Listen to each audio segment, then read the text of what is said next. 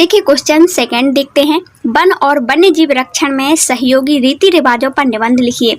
One और वन्य जीवों की रक्षा करने में रीति रिवाजों ने क्या भूमिका निभाई है, इसका पर भी हमको निबंध लिखना है, इसके बारे में बताना है। तो डियर फ्रेंड्स, हमारी भारत की परंपरा ही कुछ ऐसी है कि नेचर की रक्षा करने वाली होती है। परंपरा जैसे कदम्ब की पूजा करना, जैसे डियर फ्रेंड्स पीपल के वृक्ष की पूजा करना, नीम के वृक्ष की पूजा करना। तो डियर फ्रेंड्स, ये परंपरा ही है जो कि प्रकृति को संरक्षण प्रदान कर रही है, धर्म से जुड़े हुए हैं। हमारे बुजुर्गों का माइंड तो देखिए कि जो हमें जरूरत है उसको सीधे धर्म से जोड़ दिया।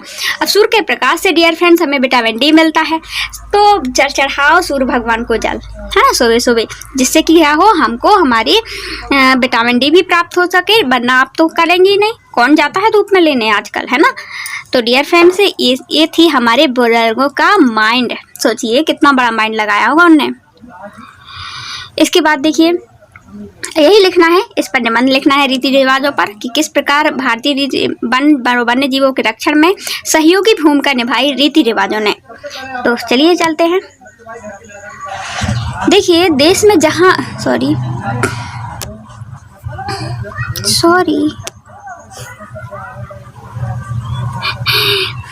देखिए, भारत एक सांस्कृतिक विविधता वाला देश है, जहाँ पे लोगों के अलग अलग रीति रिवाज द्वारा वह प्राय प्रकृति से अपनी निकटता को व्यक्त करता है। तो भारत की रीति रिवाजों के द्वारा प्रकृति से निकटता लाई गई है, हमने देखा, व्यक्त करता है। इन रिवाजों से जंगली जीवों को संबंधित कुछ रीति रिवाज हैं जो कि वन और वन्य जीवों की रक्षा सुरक्षा प्रदान करते हैं, योगदान देते हैं। डियर फ्रेंड्स, जैसे वन्य जीवों की रक्षा करते हैं, जैसे बंदर को सीधे हनुमान जी का रूप बता दिया गया हमारे रीति रिवाज में। तो डियर फ्रेंड्स, क्या हुआ, अब उसकी तो वन्य जीवों की रक्षा होगी कि नहीं होगी। चलिए आगे देखते हैं किस प्रकार योगदान दिया, एक एक से बारे में, सबके बारे में बात करते हैं। तो यहाँ पे हम 3 की बात करेंगे, एक राजस्थान की बात करेंगे, छोटा नागपुर और उड़ीसा बिहार की। क्लियर, ये पॉइंट आप लिख लेना, ठीक है ना, कीवर्ड के रूप में अपने याद करने के लिए। तो देखिए क्या योगदान, राजस्थान का रीति रिवाज क्या था। राजस्थान का बिश्नोई समाज खेजड़ी के पेड़ों का, काले हिरण का, चिंकारा का संरक्षण के लिए पूरे भारत में विख्यात है। इस प्रकार बिहार में भी यदि हम देखें, राजस्थान की बात करें तो वहाँ पे सीधे चिंकारा, काला हिरण, खेजड़ी के वृक्षों का संरक्षण प्रदान किया है, जो कि पूरे भारत में विख्यात है। सबको पता है बिश्नोई समाज ने क्या क्या किया, क्या योगदान दिया।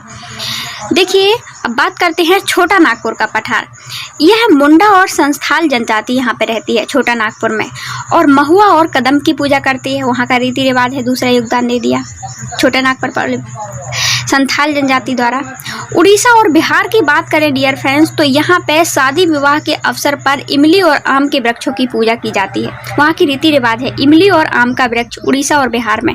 तो डियर फ्रेंड्स, उनका तो संरक्षण वो लोग प्राप्त करेंगे, क्योंकि उनका विवाह ही पूरा नहीं माना जाएगा यदि वो उन्हें इमली और आम ना मिला, तो इसलिए उनको तो कटने नहीं दे सकते, चाहे कुछ हो जाए, है ना भाई, विवाह की बात है, कोई ऐसी वैसी बात तो है नहीं है। तो देखिए, तो हमने कौन कौन से रीति रिवाज की बात की, कहाँ के, जल्दी से, क्योंकि रिवीजन में जल्दी से बताइए 2 मिनट में। राजस्थान के बिश्नोई समाज ने क्या क्या किया था, काला हिरण, चिंकारा और मोरों की रक्षा प्रदान की, जो कि पूरे भारत में विख्यात है। क्लियर। अब बात कर लेते हैं हम छोटा नागपुर पठार में। छोटा नागपुर के पठार में कौन सी जनजाति रहती है, मुंडा और संथाल जनजाति, जो कि कदम्ब की पूजा करती है, और महुआ की, कदम्ब महुआ। उड़ीसा और बिहार में आम और इमली पूजा जाता है, जो कि शादी विवाह के टाइम पर पूजा जाता है। अब उसकी रक्षा करना उनका धर्म हो जाता है। Clear. I hope dear friends आपको इतना बड़ा आंसर याद हो गया होगा, ठीक है ना। तो ये तो थोड़ा सा है, अपने क्वेश्चन से लिख सकते हैं अपने मन से थोड़ी सा, और फिर बाद में क्या है, राजस्थान में बिश्नोई समाज के बारे में लिख दीजिए कि क्या क्या की रक्षा की जाती है, कौन कौन से पशुओं की, काला हिरण, चिंकारा और मोरों की। छोटा नागपुर पठार मुंडा और संथाल जनजाति रहती है, जो कि कदम्ब की पूजा करती है, और महुआ की। उड़ीसा बिहार की बात करें तो शादी के टाइम पे इमली और आम पूजा जाता है यहाँ पे, इससे वो लोग उनकी रक्षा करते हैं। क्लियर। देखिए डियर फ्रेंड्स, यही लिखा है यहाँ पे, पूरे भारत में तुलसी के पौधे की पूजा को पवित्र समझा जाता है, इसलिए वहाँ उसकी पूजा की जाती है। तो डियर फ्रेंड्स, वन और वन्य जीवों की रक्षा के लिए समुदायों ने भूमिका निभाई, अलग अलग समुदाय ने, ठीक है ना। यहाँ पे गवर्नमेंट तो नहीं निभा रही है कोई भूमिका, यहाँ पे ओनली समुदाय निभा रहे हैं। चलिए फ्रेंड्स आगे चलते हैं। अभी भी लोगों की भलाई के पर्यावरण प्रदूषण को पाप नाम दे सकते हैं। डियर फ्रेंड्स, यदि यह निष्कर्ष निकालें तो पहले के सोचिए डियर फ्रेंड्स, इसका निष्कर्ष लिखें। तो यदि आप निष्कर्ष लिखते हैं किसी भी आंसर में डियर फ्रेंड्स, तो चेक करने वाला, कॉपी चेक करने वाला आपको बहुत माइंडेड समझेगा और आपको एक्स्ट्रा नंबर जरूर देगा। तो डियर फ्रेंड्स कोशिश करिए कि निष्कर्ष लिखा करिएगा। तो देखिए निष्कर्ष क्या निकल के आता है इन क्वेश्चन का, कि पहले के ज्ञानियों ने प्रकृति के संरक्षण के लिए धर्म से जोड़ा, जो कि बहुत अच्छा बेस्ट तरीका था। अभी भी लोगों की भलाई के लिए पर्यावरण प्रदूषण को पाप का नाम हम अभी भी दे सकते हैं, कि यदि पर्यावरण प्रदूषण फैला रहे हैं तो आप ये पाप कर रहे हैं, है ना। बहुत बड़ा गौहत्या वाला पाप होता है पर्यावरण प्रदूषण को फैलाना, बहुत बड़ा पाप होता है, उससे भी कई गुना। क्यों? क्योंकि डियर फ्रेंड्स इससे कई जानवर की, कई जीव जंतु की मौत भी हो सकती है और बहुत सारे मानव को हानि पहुंचती है।